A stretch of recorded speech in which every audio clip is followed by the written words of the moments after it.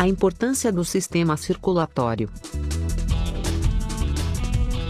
As células que constituem nosso corpo precisam de água e de vários tipos de nutrientes, além de um suprimento ininterrupto de gás oxigênio. Para atender a essas necessidades, comemos várias vezes por dia e ventilamos os pulmões mais de 3.000 vezes diariamente, inalando e exalando nada menos que 10.000 litros de ar.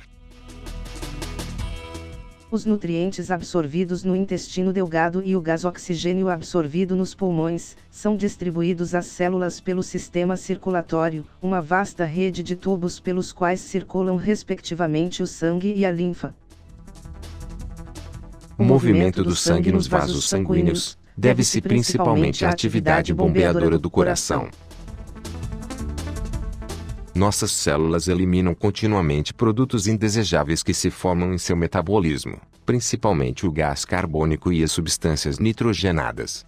Essas substâncias nitrogenadas, denominadas geneticamente como excreções ou excretas, são eliminadas pelas células no sangue.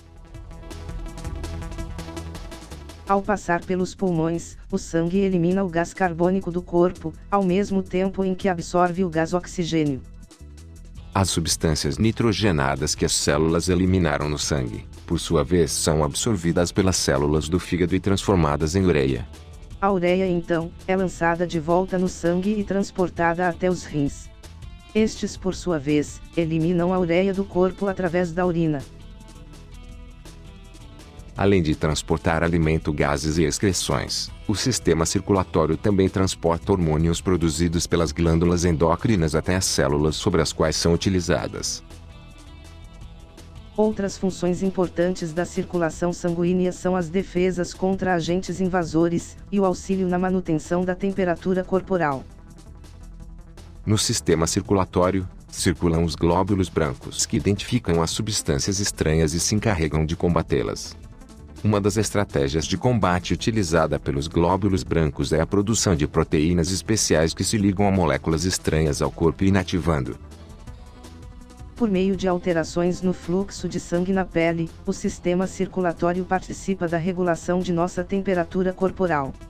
Quando a temperatura aumenta, os impulsos nervosos provocam a dilatação de vasos sanguíneos da pele, aumentando a quantidade de sangue nela circulante. Com isso, aumenta a irradiação de calor para o ambiente, com consequente resfriamento do corpo. Quando a temperatura baixa, os vasos sanguíneos da pele se contraem, e a circulação periférica diminui, com consequente redução da perda de calor. Concluindo, são muitas as funções desempenhadas pelo sistema circulatório e também muito importantes. A seguir, um breve resumo dessas funções. Transporte de nutrientes necessários à alimentação das células. Transporte de gás oxigênio necessário à respiração celular. Remoção de gás carbônico produzido na respiração celular. Remoção das excreções, principalmente amônia e ureia, resultantes do metabolismo celular. Transporte dos hormônios produzidos pelas glândulas endócrinas. Transporte de células e anticorpos responsáveis pelo combate a agentes estranhos que invadem o corpo. E regulação da temperatura corporal.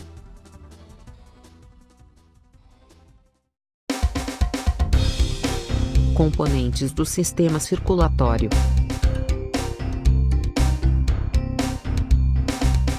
O sistema circulatório é dividido em sistema sanguíneo e sistema linfático. No sistema sanguíneo temos o sangue, os vasos sanguíneos e o coração. No sistema linfático temos os vasos linfáticos, a linfa, os linfonodos e os órgãos linfáticos. A seguir, vamos conferir detalhadamente cada um dos componentes do sistema sanguíneo e linfático. Na descrição do vídeo deixaremos o conteúdo do vídeo dividido caso queira algum assunto em específico. Desde já pedimos desculpas em caso de alguma informação errada. Prepara a cabeça e o coração que agora vem muito assunto pela frente. Tenha um ótimo estudo e boa sorte.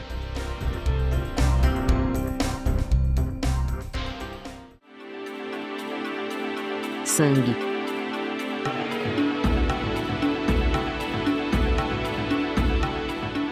Como observamos anteriormente, o sangue transporta nutrientes, gases respiratórios, hormônios e resíduos do metabolismo celular. Embora o sangue pareça um líquido vermelho completamente homogêneo, Ao microscópio óptico podemos observar que ele é constituído basicamente por plasma, glóbulos vermelhos, glóbulos brancos e plaquetas. O sangue pode ser considerado um tipo de tecido conjuntivo pelo fato de apresentar células separadas por uma grande quantidade de matriz extracelular, denominada nesse caso, de plasma. O plasma perfaz cerca de 55% do volume do sangue.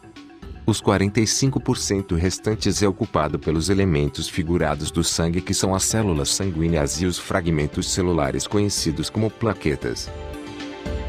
No corpo de uma pessoa com cerca de 70 quilos, há pouco mais de 5,5 litros de sangue que contém aproximadamente 45 bilhões de glóbulos brancos, 1,5 trilhões de plaquetas e 30 trilhões de glóbulos vermelhos.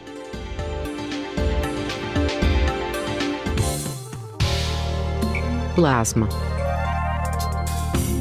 O plasma é a porção líquida do sangue.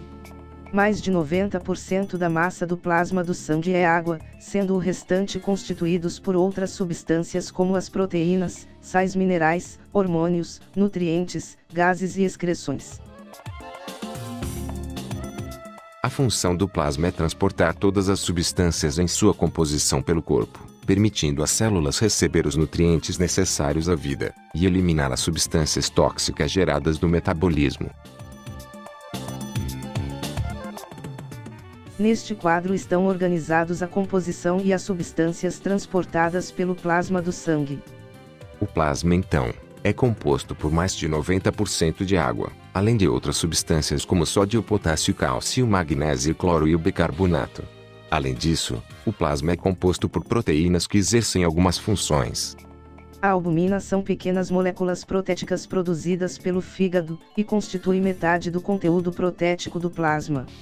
São responsáveis pelo transporte dos ácidos graxos livres, viscosidade do sangue e por seu potencial osmótico. O fibrinogênio são proteínas responsáveis pelo processo de coagulação do sangue. Mais adiante no assunto plaquetas vamos falar sobre o assunto. Outro grupo de proteínas plasmáticas importantes são as imunoglobulinas. Elas atuam como anticorpos defendendo o nosso corpo de micro-organismos e de substâncias orgânicas estranhas. Entre as substâncias que o plasma transporta destacam-se os nutrientes compostos pela glicose e os aminoácidos. Entre os resíduos, o plasma transporta as excreções que são amônia e ureia. Certa parte dos gases respiratórios são transportados pelo plasma, como é o caso do oxigênio e o gás carbônico.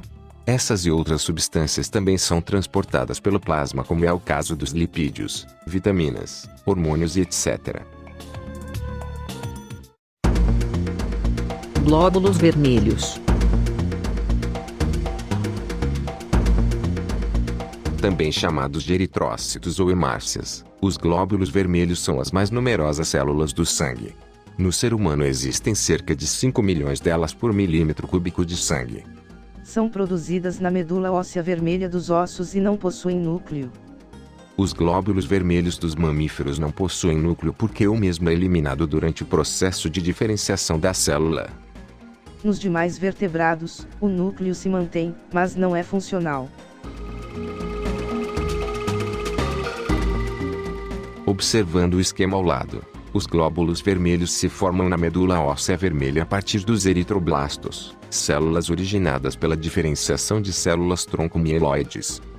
Durante a diferenciação, os eritroblastos dos mamíferos eliminam o núcleo e sintetizam grande quantidade de moléculas de hemoglobina, transformando-se em reticulócitos. Após essa etapa, as membranas citoplasmáticas, as mitocôndrias e os ribossomos são eliminados e assim forma-se o glóbulo vermelho. Terminando esse processo, o glóbulo vermelho passa para a corrente sanguínea. A produção dos glóbulos vermelhos pela medula óssea é controlada por um mecanismo chamado de retroalimentação negativa. Se os tecidos não estão recebendo oxigênio suficiente, os rins reagem estimulando a transformação de uma proteína do plasma do sangue em um hormônio chamado eritropoetina, que estimula a eritropoese, que seria a produção de glóbulos vermelhos. Se o afluxo de gás carbônico para os tecidos for maior do que as células conseguem utilizar, a produção de eritropoetina nos rins é inibida, e a eritropoese diminui.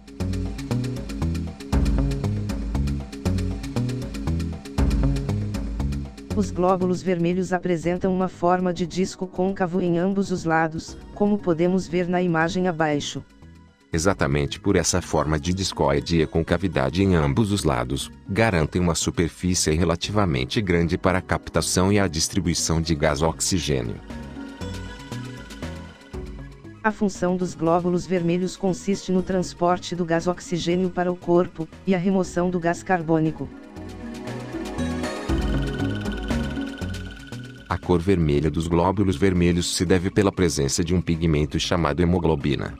A hemoglobina, então, exerce uma importante função no transporte dos gases respiratórios. Observando o esquema abaixo, os glóbulos vermelhos são capazes de absorver o oxigênio. O processo tem início nos pulmões através de um processo denominado hematose, também chamada de trocas gasosas. Então, no processo de absorção, o gás oxigênio se combina com a hemoglobina, formando a oxihemoglobina. Nos tecidos, essa combinação é desfeita e o oxigênio passa para o interior das células. Assim, os glóbulos vermelhos promovem o transporte e a distribuição de gás oxigênio para todas as partes do corpo. Assim como transportam o oxigênio, os glóbulos vermelhos também transportam o gás carbônico dos tecidos até os pulmões. Então, o gás carbônico absorvido dos tecidos se junta com a hemoglobina, formando a carbohemoglobina. Nos pulmões, essa junção é desfeita e o gás carbônico passa para o interior dos alvéolos pulmonares, onde será eliminado do corpo. Assim, os glóbulos vermelhos também promovem o transporte do gás carbônico. O que é importante a gente lembrar é que o transporte do gás carbônico no corpo é complexo. Uma parte é dissolvida no plasma, e outra se prende à hemoglobina dos glóbulos vermelhos. Pesquisas recentes mostram que a hemoglobina também se liga a moléculas do gás óxido nitroso, transportando-as até os tecidos onde são liberadas juntamente com o gás oxigênio. O óxido nitroso provoca o relaxamento da parede dos capilares sanguíneos, permitindo que eles expandam.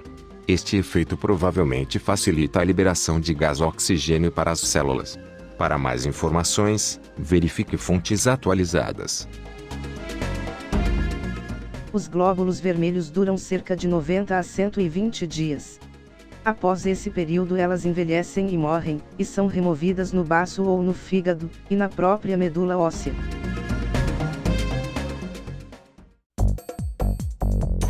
Glóbulos brancos. Os glóbulos brancos ou leucócitos são células sanguíneas dotadas de núcleo. Conforme o tipo, apresentam formas e tamanhos variados. Cada milímetro cúbico de sangue contém aproximadamente 8.000 glóbulos brancos.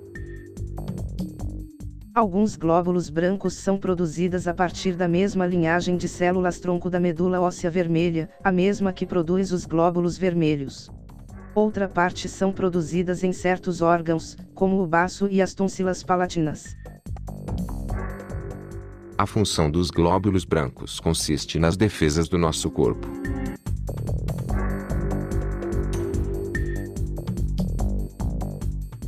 Os glóbulos brancos defendem o nosso organismo de duas maneiras. Fagocitose: as células de defesa englobam os micro-organismos, e os destroem por meio das enzimas digestórias, contidas nos lisossomos. Anticorpos: proteínas especiais que desativam as substâncias tóxicas produzidas pelos organismos invasores, ou presentes em certos alimentos e drogas diversas.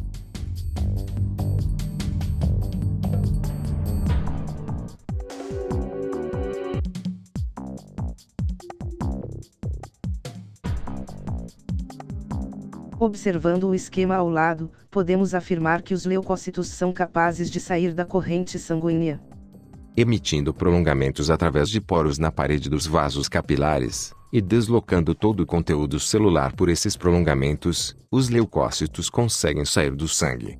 Esse fenômeno é chamado de diapidese. Uma vez fora do sangue, os leucócitos deslocam-se pelos tecidos vizinhos ao vaso, e chegam em grande número ao lugar onde há uma infecção, como por exemplo um corte no dedo. Quando alguém corta um dedo, são principalmente os leucócitos do tipo neutrófilo que se dirigem até o local do ferimento, fagocitando bactérias. Em certos casos, muitos deles morrem juntamente com as bactérias. O conjunto de leucócitos e micro-organismos mortos, além de células mortas do tecido lesado, forma o pus, que podem aparecer nas feridas. Com base na sua aparência ao microscópio óptico, depois de submetidos a certos tipos de corantes, os glóbulos brancos costumam ser classificados em dois tipos básicos. Granulócitos apresentam granulações evidentes no citoplasma, como é o caso dos neutrófilos, eosinófilos e basófilos. Há granulócitos, não apresentam granulações citoplasmáticas, como é o caso dos monócitos e linfócitos. Vamos agora conferir cada uma delas. Se o foco de seus estudos não for aprofundar especificamente nesse assunto, sugerimos pular para o próximo item. Continuando, no grupo dos granulócitos temos os neutrófilos. Eles geralmente possuem um núcleo trilobulado com 2 estrangulamentos, e apresentam granulações finas no citoplasma. Eles se originam de células troncomieloides, e representam de 40 a 75% dos leucócitos de nosso sangue. Sua principal função é fagocitar bactérias e micro-organismos que eventualmente invadem o corpo, sendo particularmente ativos no início de uma infecção. Os neutrófilos são dotados de grande mobilidade, o que lhes permite sair dos vasos sanguíneos, espremendo-se pelos espaços entre as células da parede dos capilares e entrar nos tecidos infeccionados, onde fagocitam micro-organismos e partículas estranhas. O pus que se forma em um ferimento infeccionado, contém uma grande quantidade de neutrófilos que morreram dando combate aos agentes infecciosos. Os eosinófilos ou acidófilos possuem um núcleo geralmente bilobulado devido a um estrangulamento central, e granulações finas no citoplasma. Eles se originam de células troncomieloides e representam de 2 a 4% dos glóbulos brancos do sangue humano. Sua principal função é combater invasores de grande tamanho como vermes e parasitas. Quando devidamente estimulados, os eosinófilos liberam os conteúdos de seus grânulos citoplasmáticos que são proteínas tóxicas para esses invasores. Além disso, eles aderem à superfície do corpo dos parasitas liberando sobre eles íons peróxidos e enzimas que ajudam a destruí-los. Os eosinófilos secretam substâncias antihistamínicas capazes de bloquear acessos alérgicos. Como os neutrófilos, os eosinófilos também podem sair dos vasos sanguíneos e penetrar entre as células dos tecidos, mas sua capacidade de realizar fagocitose é limitada. Os basófilos representam apenas 0,5 a 1% dos glóbulos brancos do sangue humano, e se originam de células troncomieloides. Eles têm núcleo de forma irregular, e apresentam grânulos de grande tamanho que preenche quase todo o citoplasma. Apesar de sua função ainda não ser bem conhecida, sabe-se que os basófilos liberam a histamina e a heparina. A histamina desempenha um papel importante nas inflamações e respostas alérgicas, e a heparina age como propriedades anticoagulantes. Para mais informações, verifique fontes atualizadas. No grupo dos agranulócitos temos os monócitos, que são as células sanguíneas de maior tamanho, e representam de 2 a 8% dos glóbulos brancos do sangue humano. Seu núcleo tem em geral forma de ferradura e seu citoplasma quase não possui granulações. Os monócitos recém-produzidos na medula óssea a partir da diferenciação de células troncomieloides, não apresentam atividade fagocitária e permanecem na circulação por poucas horas.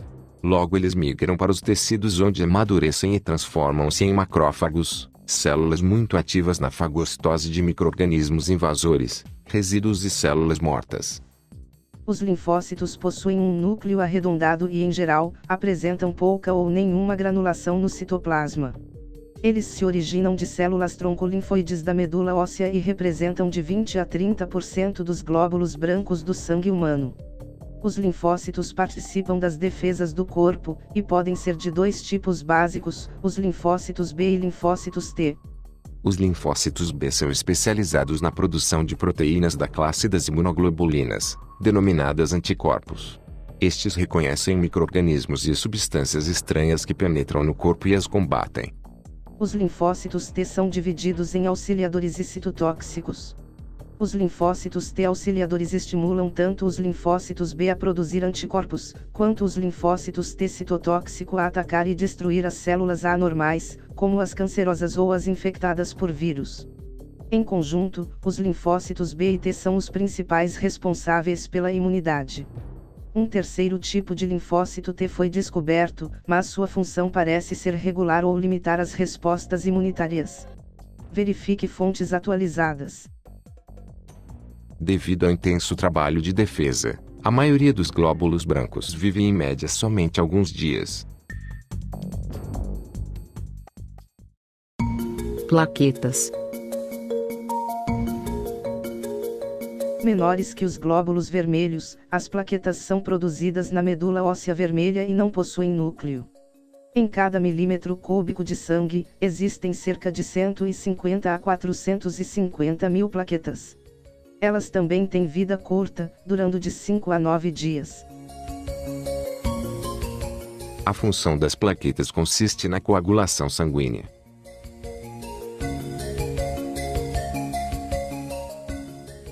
Observando o esquema ao lado, as plaquetas se originam na medula óssea vermelha, a partir de células denominadas megacariócitos, as quais têm origem a partir de células tronco mieloides. O megacariócito maduro emite prolongamentos citoplasmáticos longos e finos que penetram nos capilares presentes na medula.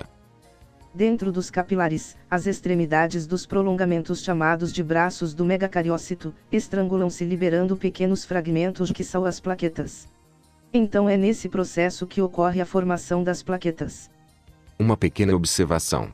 Alguns autores defendem o fato das plaquetas não serem uma célula exatamente porque são apenas fragmentos do megacariócito. Outros defendem a tese de serem células, pois as plaquetas, assim como outras células do sangue, exercem uma função importante e passam pelo processo de diferenciação. Para uma melhor orientação, pesquise sobre o assunto ou procure explicações com seu professor. O processo de coagulação sanguínea envolve alguns processos antes da formação do coágulo. Esse processo tem início quando há um tecido lesado, como um corte no dedo, por exemplo. As plaquetas então aderem às fibras colágenas dos vasos sanguíneos lesados e liberam uma enzima chamada tromboplastina. Então a tromboplastina vai começar a agir com íons cálcio e a vitamina K presentes no sangue, e irá catalisar a reação de conversão da protrombina em uma enzima chamada trombina. A protrombina é uma enzima inativa do sangue, e é produzida pelo fígado. Resumindo, nessa etapa a tromboplastina junto com íons cálcio e vitamina K, vão transformar a protrombina em uma enzima chamada trombina.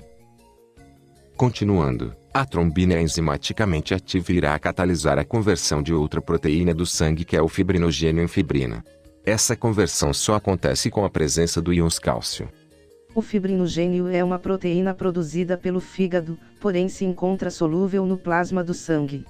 Resumindo, nessa etapa a trombina irá transformar o fibrinogênio em fibrina. A fibrina é uma proteína fibrosa e insolúvel, pois apresentam moléculas que se entrelaçam formando uma rede. Então, após a formação da fibrina, os glóbulos vermelhos ficam incapazes de atravessar a rede de fibrina formada no ferimento e acumular-se formando o coágulo. Assim, a hemorragia ou ferimento é estancado. Agora, vamos recapitular o processo de coagulação de uma forma bem resumida. Quando há um tecido lesado, as plaquetas liberam uma enzima chamada tromboplastina. A tromboplastina então, se junta com íons cálcio e vitamina K, onde transformam a protrombina em trombina. A trombina é enzimaticamente ativa e se junta com os íons cálcio. Com isso, o fibrinogênio se transforma em fibrina. A fibrina então se entrelaça formando uma espécie de rede no tecido lesado. Os glóbulos vermelhos se acumulam na rede de fibrina, e assim forma-se o coágulo. Algumas enzimas que participam do processo de coagulação precisam estar associados a íons cálcio para funcionar. Para que essa associação ocorra, é necessária a participação da vitamina K. Assim, tanto os íons cálcio quanto a vitamina K têm de estar presentes na dieta humana, pois são indispensáveis para a coagulação do sangue.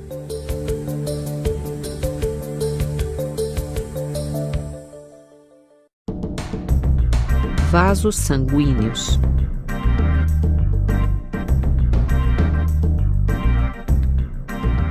Existem 3 tipos básicos de vasos sanguíneos no corpo: as artérias, as veias e os capilares sanguíneos.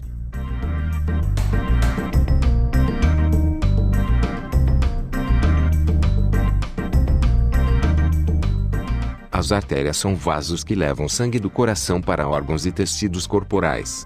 Elas apresentam uma parede relativamente espessa, constituída por 3 camadas de tecidos denominadas túnicas. Internamente, as artérias são revestidas por um tecido epitelial, formado por uma só camada de células achatadas, chamadas de endotélio ou túnica interna. A camada intermediária da parede arterial, denominada túnica média, é formada por um tecido conjuntivo elástico e um tecido muscular liso. A camada mais externa da artéria, chamada de camada adventícia, é constituída por um tecido conjuntivo fibroso. Quando a musculatura da parede arterial se contrai, seu diâmetro interno diminui.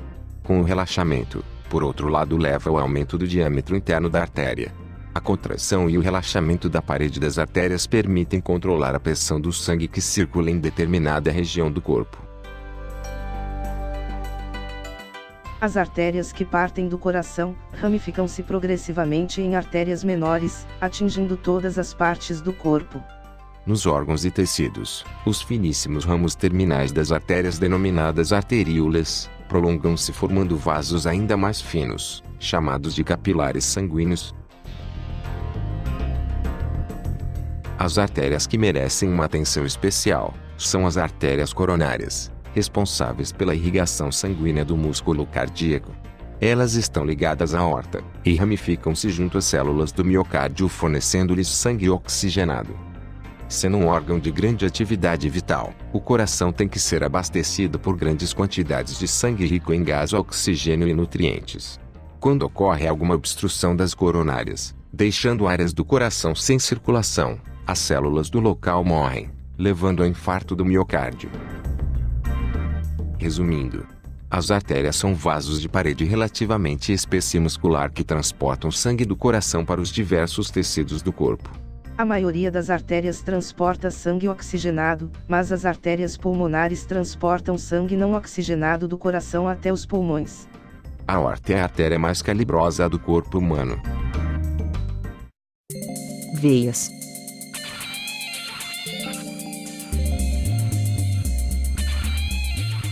As veias são vasos que levam sangue dos tecidos e dos órgãos para o coração, promovendo o retorno da circulação do sangue. Suas paredes são também constituídas por 3 túnicas semelhantes às das artérias, porém, as túnicas média e adventícia das veias são menos espessas que as das artérias. Além disso, as veias de maior diâmetro apresentam válvulas em seu interior, cuja função é impedir o refluxo de sangue, garantindo sua circulação em um único sentido. Outra diferença das veias em relação às artérias, é que nas veias o sangue flui pelo movimento dos músculos esqueléticos próximos a elas, que as exprimem fazendo o sangue fluir em seu interior. Devido às válvulas, o fluxo só ocorre no sentido em que leva ao coração. Nos órgãos e tecidos, as veias estão ligadas às extremidades dos capilares, sendo chamados de vênulas. Estas se reúnem e formam veias de calibre progressivamente maior até as grandes veias que desembocam no coração.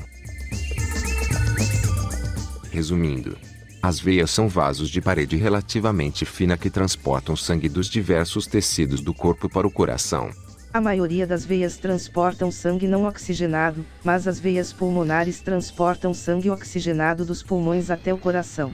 As veias cava superior e inferior são as mais calibrosas do corpo humano. Vasos capilares. Os capilares sanguíneos, também chamados de vasos capilares, são vasos finíssimos com diâmetro microscópico que estabelecem uma comunicação entre uma arteríola e uma vênula. Os capilares sanguíneos estão presentes em praticamente todas as regiões do corpo, e nenhuma de nossas células situa-se mais de 130 micrômetros de distância de um capilar sanguíneo. A parede dos capilares é constituída por uma única camada de células em continuidade ao endotélio das arteríolas e das vênulas. As células que formam a parede dos capilares deixam pequenos espaços entre si por onde extravasa o líquido sanguíneo. O líquido sanguíneo extravasado, denominado líquido tissular, banha células próximas aos capilares nutrindo e oxigenando. As células, por sua vez, eliminam no líquido tissular o gás carbônico e as excreções decorrentes de seu metabolismo. A maior parte do líquido que sai dos capilares e banham as células, é reabsorvida pelos próprios capilares e reincorporam ao sangue. Assim, ao passar pelos capilares dos tecidos, o sangue banha as células tornando-se mais pobre em nutrientes e em gás oxigênio, e mais rico em gás carbônico e excreções diversas. No ponto de conexão entre uma arteríola e um capilar, há uma célula muscular lisa enrolada no vaso sanguíneo, denominado de esfíncter pré-capilar. Quando esse esfíncter unicelular se contrai, a passagem do sangue para o capilar é diminuída ou bloqueada. Desse modo, o organismo regula o suprimento de sangue que aflui aos tecidos. Em resumo, os capilares sanguíneos são vasos muito finos presentes nos tecidos do corpo humano, cedendo nutrientes, gás oxigênio e hormônios às células. Além disso, recolhem o gás carbônico e resíduos do metabolismo celular. Existem os capilares arteriais e capilares venosos. As artérias se ramificam sucessivamente formando vasos de calibres menores, chamados de arteríolas. Estas continuam se ramificando, e formam os capilares arteriais. Os capilares venosos espalhados pelo nosso corpo, juntam-se até formar as vênulas. As vênulas então, vão se unificando até formar as veias. Assim, o sangue circula em nosso organismo por um sistema fechado de vasos, pela continuidade dos capilares venosos e arteriais nos tecidos.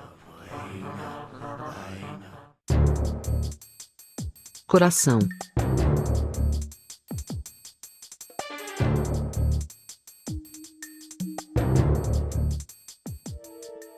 O coração é um órgão oco, e possui o tamanho aproximado de uma mão fechada. Pesa cerca de 300 a 400 gramas variando com o tamanho e o sexo da pessoa. O coração fica localizado no meio do peito sob o osso externo, com a extremidade inferior ligeiramente deslocada para a esquerda. Internamente o coração é dividido em 4 cavidades, chamadas de câmaras cardíacas. Na parte superior temos o átrio esquerdo e o átrio direito, e na parte inferior temos o ventrículo direito e o ventrículo esquerdo.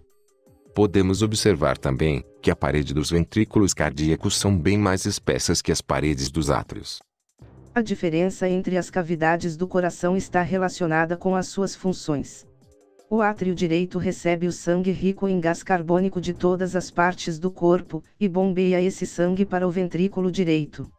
O ventrículo direito então, recebe esse sangue rico em gás carbônico e o bombeia para os pulmões.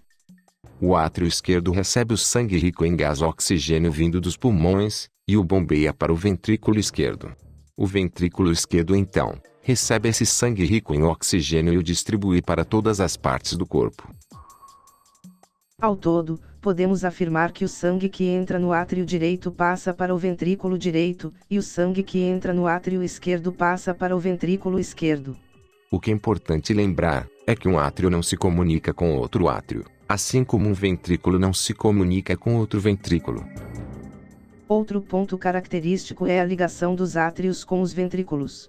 O átrio esquerdo se comunica com seu ventrículo correspondente através de um orifício chamado de válvula bicúspide, também chamado de válvula atrioventricular esquerda ou válvula mitral. A válvula bicúspide tem a função de garantir a circulação do sangue em um único sentido, do átrio esquerdo para o ventrículo esquerdo. O átrio direito se comunica com seu ventrículo correspondente através de um orifício guarnecido chamado de válvula tricúspide, também chamada de válvula atrioventricular direita. Sua função é garantir a circulação do sangue em um único sentido, do átrio direito para o ventrículo direito. Outra característica do coração é que ele é revestido por 3 camadas, chamadas de pericárdio, endocárdio e miocárdio. O pericárdio é a membrana que reveste externamente o coração, semelhante a um saco. Essa membrana garante uma superfície relativamente lisa e escorregadia, facilitando seu movimento ininterrupto. O endocárdio é a membrana que reveste a superfície interna das cavidades do coração. E o miocárdio é um músculo responsável pelas contrações vigorosas e involuntárias do coração. Esse músculo situa-se entre o pericárdio e o endocárdio. Como citado anteriormente, Quando as artérias coronárias não conseguem irrigar adequadamente o miocárdio, pode ocorrer a morte de células musculares que caracteriza o infarto do miocárdio.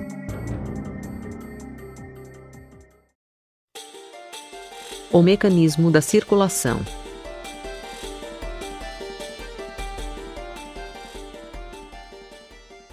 O sistema circulatório humano, assim como de outros vertebrados, é considerado fechado porque o sangue circula continuamente dentro dos vasos, executando o seguinte trajeto: coração, artérias, capilares, veias e coração.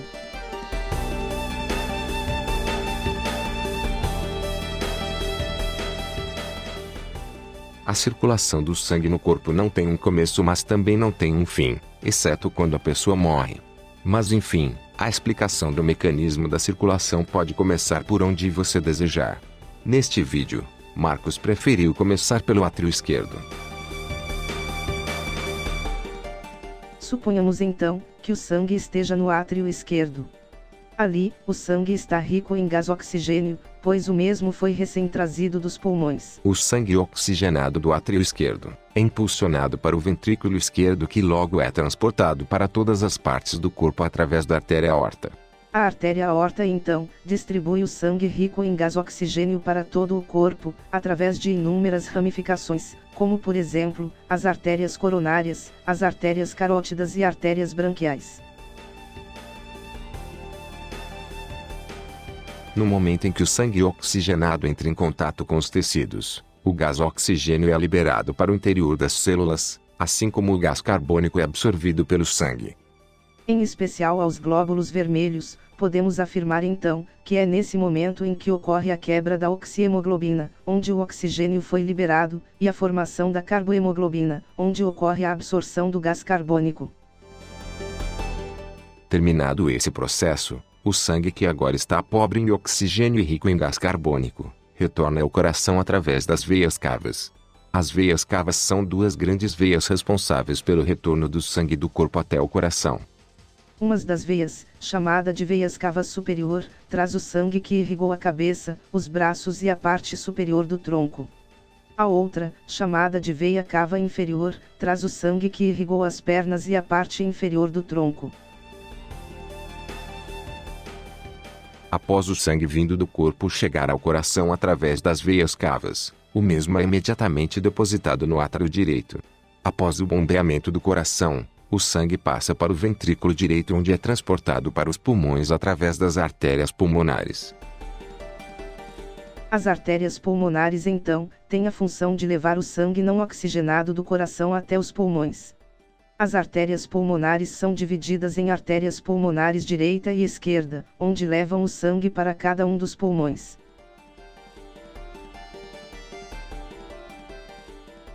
Ao chegar nos pulmões, ocorre um processo chamado de hematose ou trocas gasosas.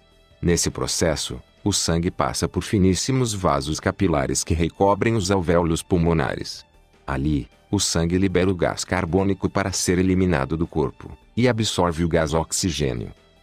Em especial aos glóbulos vermelhos, podemos afirmar que aqui ocorre o que chamamos de quebra da carbohemoglobina, onde o gás carbônico foi eliminado, e a formação da oxihemoglobina, onde ocorreu a absorção de gás oxigênio. Terminado esse processo das trocas gasosas, o sangue, que agora está novamente rico em oxigênio, retorna ao coração através das veias pulmonares. As veias pulmonares têm a função de fazer o retorno da circulação dos pulmões até o coração.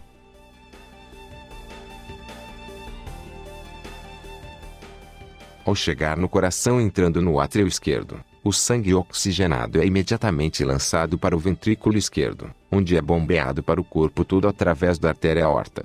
Assim, o sangue novamente repete o mesmo percurso simultaneamente. É assim que ocorre a circulação sanguínea dentro do nosso corpo. Em resumo, vamos novamente repetir o mecanismo da circulação de uma forma simplificada. Suponhamos então que o sangue esteja no átrio esquerdo. Rico em gás oxigênio, o sangue é lançado para o ventrículo esquerdo e é imediatamente lançado para a artéria aorta, onde chegará a diversas partes do nosso corpo. Quando o sangue entra em contato com os nossos tecidos, o mesmo passa por finíssimos vasos capilares, onde irá ocorrer a liberação de gás oxigênio para as células, e a absorção do gás carbônico. Esse processo é efetuado pelos glóbulos vermelhos, que é conhecido como quebra da oxihemoglobina e formação da carbohemoglobina. Terminado esse processo, o sangue que agora está rico em gás carbônico retorna para o coração através das veias cavas. Ao entrar no coração pelo átrio direito, o sangue é lançado para o ventrículo direito, onde é bombeado para os pulmões através das artérias pulmonares. Nos pulmões acontece o que chamamos de hematose ou trocas gasosas. Esse processo é efetuado pelos glóbulos vermelhos, que é conhecido como quebra da carbohemoglobina e formação da oxihemoglobina. Terminado esse processo, o sangue que está rico em oxigênio retorna ao coração através das veias pulmonares. No coração, o sangue entra no átrio esquerdo e é novamente lançado para o ventrículo esquerdo, onde é bombeado para todas as partes do corpo. Dessa forma, o processo da circulação é novamente repetido. Observando o processo da circulação, o sangue passa 2 vezes pelo coração humano. Nesse circuito, são conhecidos 2 tipos de circulação, a pequena e a grande.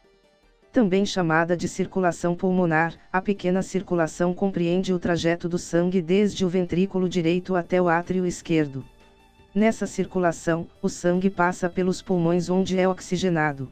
Também chamada de circulação sistêmica, a grande circulação compreende o trajeto do sangue desde o ventrículo esquerdo até o átrio direito. Nessa circulação, o sangue oxigenado fornece gás oxigênio para os diversos tecidos do corpo, além de trazer ao coração o sangue não oxigenado dos tecidos.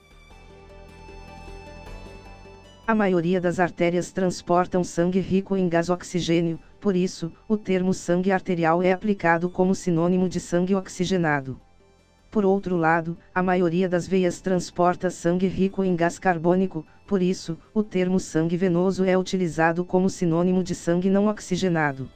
Modernamente recomenda-se evitar esses termos, pois as artérias pulmonares, que levam o sangue aos pulmões, conduzem sangue não oxigenado.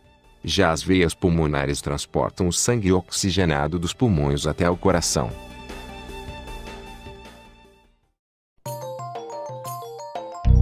O funcionamento do coração.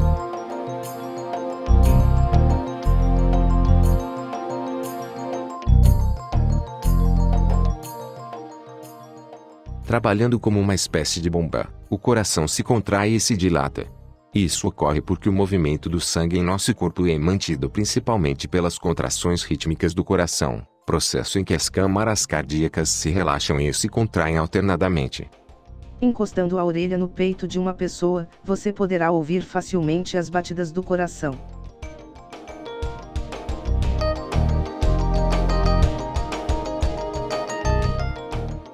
A contração de uma câmara cardíaca é chamado de sístole, e o seu relaxamento se chama diástole. Em outras palavras, a sístole é quando ocorre o bombeamento das cavidades cheias de sangue, onde o mesmo irá ser transportado para algum lugar. Já a diástole é quando as cavidades irão se relaxar e novamente encher de sangue. Uma sequência completa de sístoles e diástoles das câmaras do coração é chamado de ciclo cardíaco, e dura cerca de 0,8 segundos. Suponhamos que nesse esquema pausamos os movimentos do coração. Neste momento os átrios entrarão em sístole pois estão cheios de sangue e logo será impulsionado para os ventrículos. Já os ventrículos estarão em diástole, pois irão se relaxar com consequente entrada de sangue dos átrios. Então, na primeira etapa irá ocorrer a sístole dos átrios onde o sangue vai ser bombeado para os ventrículos. Exatamente nesse movimento de transporte, as válvulas presentes nas entradas das veias cavas e pulmonares se fecham durante a sístole dos átrios, evitando o refluxo de sangue para essas veias. Fazendo uma pausa novamente, agora o coração encontra-se ao inverso do processo anterior. Os ventrículos agora entrarão em sístole, onde o sangue vindo dos átrios irá ser impulsionado para as artérias. Já os átrios entrarão em diástole onde irá se relaxar com o enchimento de sangue vindo das veias. Então, passados cerca de 0,2 segundos a partir do início do ciclo, agora os ventrículos direito e esquerdo vão entrar em sístole. Eles irão bombear esse sangue para as artérias pulmonares e artéria aorta. Durante a sístole ventricular, as válvulas bicúspide e tricúspide se fecham para evitar o retorno de sangue para os átrios. A partir do momento que o sangue retorna aos átrios, irá ocorrer a sístole atrial e assim terá início um novo ciclo cardíaco. Resumindo, no primeiro passo irá ocorrer a sístole dos átrios direito e esquerdo, onde o sangue irá ser impulsionado para os ventrículos, que se encontram em diástole. Ao mesmo tempo em que ocorre esse processo, as válvulas nas entradas das veias cavas e das veias pulmonares se fecham para não ocorrer um refluxo de sangue. No segundo passo irá ocorrer a sístole dos ventrículos. O sangue irá ser bombeado para as artérias pulmonares e artéria aorta. Ao mesmo tempo em que ocorre esse processo, as válvulas bicúspide e tricúspide se fecham para não acontecer um refluxo de sangue para os átrios, que agora está em diástole. Quando o sangue retorna ao coração, novamente os átrios voltam a entrar em sístole e assim o ciclo repete simultaneamente.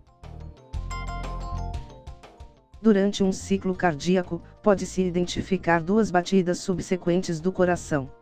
Esses sons são gerados pelo fechamento rápido das válvulas atrioventriculares e válvulas semilunares. Estas últimas localizam-se nas entradas das artérias pulmonares e artéria aorta. O primeiro som, de tom mais baixo e menos audível, é causado pelo fechamento rápido das válvulas atrioventriculares direita e esquerda, e marca o início da sístole ventricular. O segundo som, mais agudo e alto, é causado pelo fechamento rápido das válvulas semilunares da aorta e das artérias pulmonares, marcando o início da diástole ventricular. Frequência cardíaca.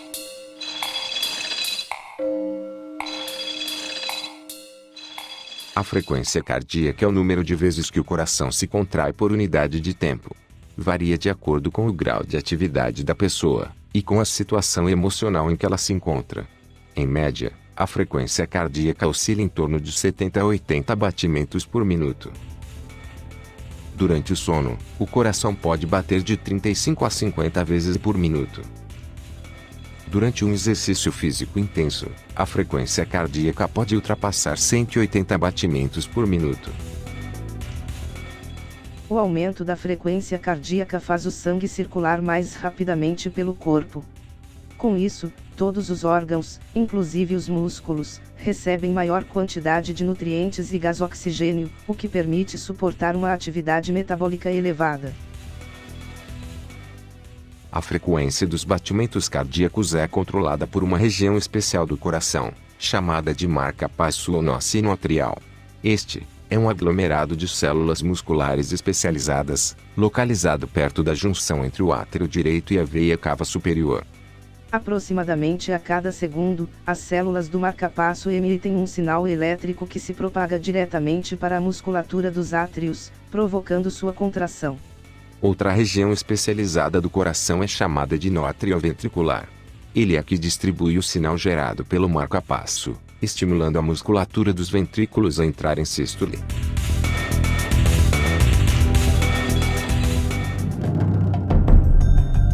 Pressão arterial.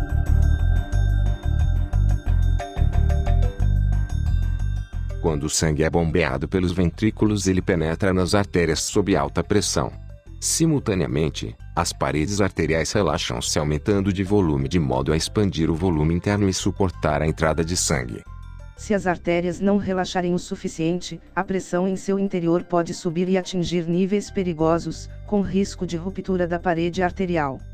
O relaxamento das paredes arteriais é causado por impulsos nervosos gerados a cada sístole ventricular, que se propagam como uma onda desde o coração até as extremidades das artérias mais finas. Após a passagem do impulso, as artérias voltam a se contrair. Assim, durante a diástole ventricular, quando a pressão sanguínea diminui, as artérias mantêm-se contraídas o suficiente para elevar a pressão e manter o sangue circulando até a próxima sístole. A pressão que o sangue exerce sobre a parede interna das artérias é chamada de pressão arterial. Uma pessoa jovem e com boa saúde, a pressão nas artérias durante a sístole ventricular, chamada de pressão sistólica ou pressão máxima, oscila em torno de 120 a 130 mm². Durante a diástole, a pressão diminui ficando em torno de 70 a 80 mm². Essa é chamada de pressão diastólica ou pressão mínima. A pressão arterial máxima e mínima podem ser medidas através da utilização de um esfigmomanômetro e um estetoscópio.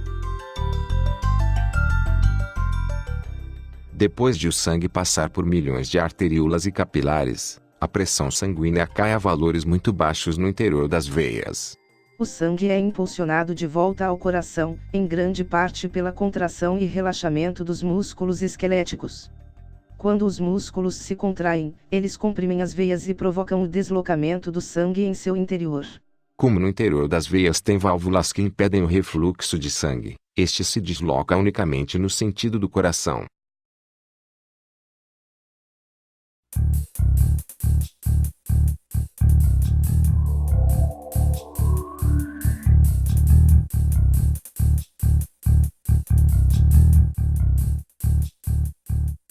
O sistema linfático é constituído por uma ampla rede de vasos linfáticos distribuídos por todo o corpo.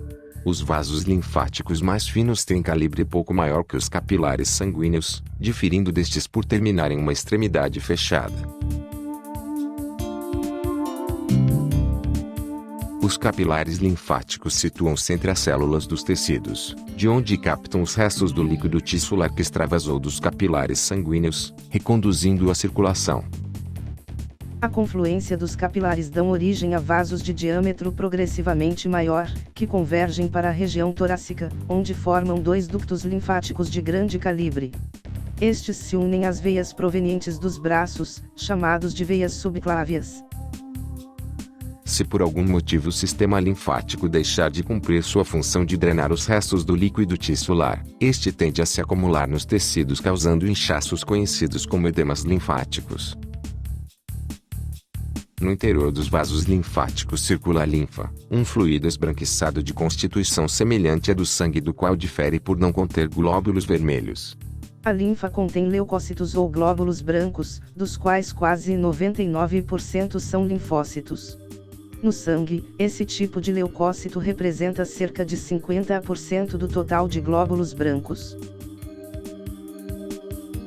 Em diversas partes da rede linfática existem os linfonodos, também chamado de nódulos linfáticos ou gânglios linfáticos.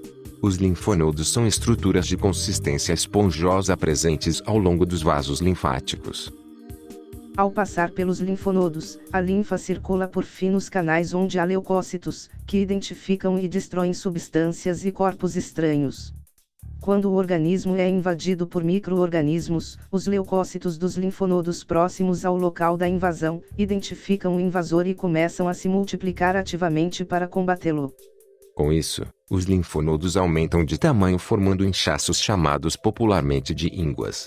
É possível muitas vezes, detectar um processo infeccioso pelo exame dos linfonodos. Os linfonodos localizam-se em posições estratégicas no corpo, o que lhes permite cumprir seu principal papel, que é filtrar a linfa. Os adenoides e as tonsilas, por exemplo, são órgãos linfáticos especiais localizados na entrada das vias respiratórias e do tubo digestório, de modo a combater o ingresso de micro-organismos invasores. O baço fica atrás do estômago, e filtra os antígenos do sangue. O apêndice e outros pontos do intestino também detêm os antígenos. Os linfonodos do pescoço, das axilas e das virilhas filtram a linfa que vem das extremidades do corpo. Qualquer corpo estranho nela presente é capturado e identificado pelos glóbulos brancos que passam a se mobilizar para combatê-lo. Existem ainda muitos linfonodos na parede do intestino, cuja função é reter e destruir partículas estranhas que penetrem junto com os alimentos, ou produzidas pelas bactérias que vivem no trato intestinal. Como conferido anteriormente, podemos afirmar que o baço, as tonsilas e os adenoides são órgãos linfáticos, além do apêndice e certos linfonodos na parede do intestino que exerce função linfática. O baço é um órgão rico em linfonodos localizado no lado esquerdo do abdômen, sob as últimas costelas. Ele desempenha diversas funções importantes, entre as quais se destacam: armazenamento de glóbulos brancos do tipo linfócitos e monócitos, filtragem do sangue para a remoção de micro-organismos, substâncias estranhas e resíduos celulares, destruição de glóbulos vermelhos envelhecidos. Além de tudo isso, o baço ainda atua como banco de sangue de emergência por armazenar glóbulos vermelhos, podendo lançá-los na corrente sanguínea em momentos de necessidade, como em um esforço físico intenso, por exemplo.